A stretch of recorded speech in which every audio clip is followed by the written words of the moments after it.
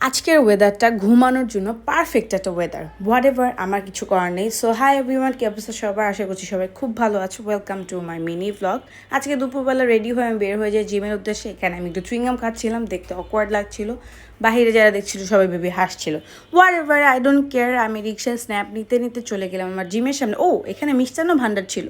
তাই ভাবলাম নেমে একটা মিষ্টি খাবো নাকি, বাট চিন্তা করলাম না, মিষ্টি খেলে তো আমি আবার মোটা হয়ে যাব। তাই আর চিন্তা না করে কষ্ট পেয়ে ডিরেক্টলি আমি চলে যাই সিঁড়ি দিয়ে উঠে দোতলায় আমার জিমে।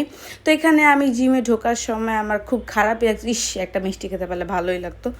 কার্ড পাঞ্চ করার সাথে সাথে ঢুকে গিয়ে দেখি সবাই জিম করতেছে। ও মা, সবাই খুবই ডেডিকেটেড, একমাত্র আমি যে কিনা লেট কামার। কী আর করবো, ভিতরে চেঞ্জিং রুমে গিয়ে চেঞ্জ হবো। মা, চেঞ্জ করার জন্য আমার তো জায়গা লাগবে, কিন্তু সবাই জামা কাপড় দিয়ে ভরায় রাখছে, আমি কী করবো। যাই হোক, এখন আমার চেঞ্জিংয়ের পালা। 1 2 3 টেনটেনা, আমি রেডি।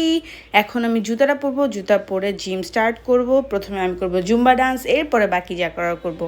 সো এখানে গিয়ে আমি একটু স্ন্যাপ নিচ্ছিলাম। আফটার 45 মিনিটস জুম্বা ডান্স আমার ফেস ঠিক এরকম ছিল, দেখতে খুবই গ্লোই।